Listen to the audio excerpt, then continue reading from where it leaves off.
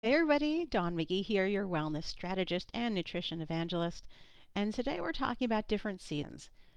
Not necessarily spring, summer, winter, fall, but seasons of life. So we have different times in our life, some where we are focusing intensely on a goal.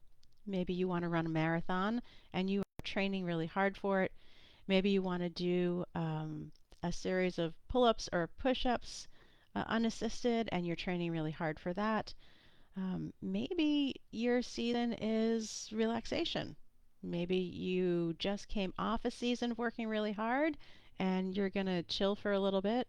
Maybe there's a blend, any type of season that you have in your life. And so today what I'm talking about is how to approach them all with a focus on a healthy lifestyle so that when you switch seasons, you're not switching from a perspective of a deficit, if you will. So let me give you an example. Um, I happened to be at a fabulous winemaker dinner recently, and the food and the wine were extravagant, delicious, fabulous. The company was great. I had a ton of fun. That was a brief season in which I wasn't focusing on getting stronger or, whatever other goals I normally focus on. I was just focusing on enjoyment. And that's okay. I've got a couple of things coming up over the summer and the fall where I'm going to be diving into that season again. And at the same time, I'm going to be blending a focus on strength. As you've been following along, you know that I'm still, sort of at the tail end of recovering from my foot surgery, going very well. Just started playing pickleball again this week, which I'm super excited about. So now I get to push a little bit harder on regaining some of the strength that I've lost over the past couple of months. And, my cardiovascular fitness so I can play more pickleball.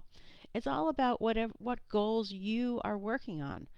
For me, I feel like it is really important to blend the fun and the work. I'm not a big fan of all on or all off because it's really hard for me to switch tracks, right? Some people are fabulous at that. They'll go all in on one thing and then they'll come back to moderation. I try to coach my clients that balance is key, right? No matter where we are in our balance, sometimes it's a little more one side, sometimes it's a little more the other. I'm always thinking about what kind of food am I putting into my body? What kind of movement am I getting on a daily basis? Making sure that I'm staying hydrated, making sure that I'm doing everything I can to keep my stress low, my sleep on target, and all of the supplemental things that I'm doing on point for the season that I'm in. And so these are the basics, right? Sometimes I'll talk about getting back to basics. See how I snuck that in there?